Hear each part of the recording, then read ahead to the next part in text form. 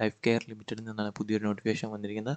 So ഈ notification വിളിച്ചിരിക്കുന്നത് നോക്കുന്നത് മാനേജ്മെൻറ്റ് ട്രെയിനി എന്ന് പറയുന്ന തസ്തികയിലേക്കാണ് ഇപ്പോൾ വിളിച്ചിരിക്കുന്നത്. സോ ഇതിൻ്റെ ഓൺലൈൻ ആപ്ലിക്കേഷൻ സ്റ്റാർട്ട് ചെയ്ത് 18/2/2026 ഓൺലൈൻ ആപ്ലിക്കേഷൻ സ്റ്റാർട്ട് ചെയ്തിട്ടുണ്ട്. ഇതൊരു സെൻട്രൽ പബ്ലിക് സെക്ടർ എൻ്റർപ്രൈസസ് കമ്പനിയാണ്. Ministry of health and family welfare government of ഇന്ത്യയുടെ കീഴിൽ വരുന്നതാണ്. സോ ഇപ്പോൾ വിളിച്ചിരിക്കുന്നത് നോക്കുകയാണെങ്കിൽ തിരുവനന്തപുരത്തേക്കാണ് ഇപ്പോൾ വിളിച്ചിരിക്കുന്ന വേക്കൻസി. സോ ഇതിൻ്റെ ഓൺലൈൻ ആപ്ലിക്കേഷൻ ബേസ് ചെയ്യുന്നത് നിങ്ങൾക്കൊരു CBT എക്സാമോ പിന്നീട് അത് ബേസ് ചെയ്തിട്ട് ഇൻ്റർവ്യൂ പ്രോസസ്സും ഉണ്ടായിരിക്കും.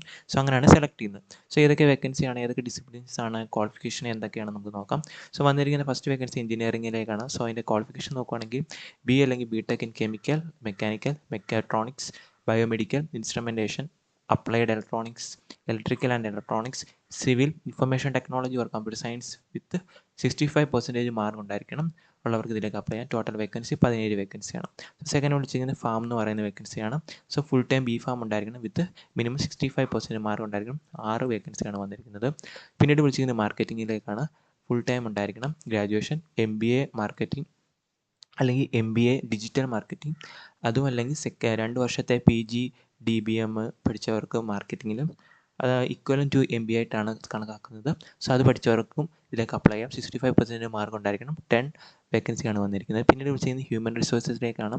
സോ അതും ഫുൾ ടൈം MBA HR അല്ലെങ്കിൽ MSW അല്ലെങ്കിൽ 2 വർഷത്തെ PG പഠിച്ചവർക്ക് ഇതിലേക്ക് അപ്ലൈ ചെയ്യാം വിത്ത് MBAക്ക് ഈക്വലൻ്റ് ആയിട്ട് 2 വേക്കൻസിയാണ് വന്നിരിക്കുന്നത്. പിന്നീട് വിളിച്ചിരിക്കുന്നത് സോഷ്യൽ വർക്ക് എന്ന് പറയുന്ന തസ്തികയിലേക്ക് ഫുൾ ടൈം ഉണ്ടായിരിക്കും. MSW മെഡിക്കൽ ആൻഡ് സൈക്കാട്രിയിൽ വിത്ത് 65% മാർക്ക് ഉണ്ടായിരിക്കണം. 1 വേക്കൻസിയാണ് വന്നിരിക്കുന്നത്. പിന്നീട് വിളിച്ചിരിക്കുന്നത് ഡാറ്റ അനലിറ്റിക്സ് എന്ന് പറയുന്ന തസ്തികയിലേക്കാണ്. സോ BA അല്ലെങ്കിൽ BTech അല്ലെങ്കിൽ BSc in mathematics or statics with full time MBA ഉണ്ടായിരിക്കണം. ഡേറ്റ അനലിറ്റിക്സ് വിത്ത് 65% മാർക്കുകളൊക്കെ അപ്ലൈ ചെയ്യാം. 1 വേക്കൻസിയാണ് വന്നിരിക്കുന്നത്. പിന്നീട് വിളിച്ചിരിക്കുന്നത് ഹോസ്പിറ്റൽ മാനേജ്മെൻറ്റ്. സോ ഇതിന് വന്നിട്ട് under graduate in science with full time MBA ഉണ്ടായിരിക്കണം. ഹോസ്പിറ്റൽ മാനേജ്മെൻറ്റ് 65% മാർക്ക് ഉണ്ടായിരിക്കണം. 3 വേക്കൻസിയാണ് വന്നിരിക്കുന്നത്. സോ ഇത്രയാണ് വിളിച്ചിരിക്കുന്ന വേക്കൻസി. കാറ്റഗറി വൈസസിനും വേക്കൻസി ഇവിടെ റിപ്പോർട്ട് ചെയ്തിട്ടുണ്ട്. അത് ജസ്റ്റ് നോക്കാം. സോ ഏജ് ലിമിറ്റ് നോക്കുകയാണെങ്കിൽ 27 വയസ്സുള്ളവർക്ക് ഇതിന് അപ്ലൈ ചെയ്യാമെന്ന് ഓർത്തിരിക്കാം. ബാക്കിയുള്ള കാറ്റഗറിക്ക് അതിൻ്റേതായിട്ട് റിലാക്സേഷൻ കിട്ടും. ഇതിൻ്റെ സെലക്ഷൻ പ്രോസസ്സ് എങ്ങനെയാണെന്ന് വെച്ചാൽ നിങ്ങൾക്ക് phase 1 നിങ്ങൾക്ക് ഒരു CBT എക്സാം കണ്ടക്ട് ചെയ്യും. സോ അതൊന്ന് ജനറൽ അരിത്തമെറ്റിക്, ഇംഗ്ലീഷ്, അത് logical reasoning, general knowledge, aptitude.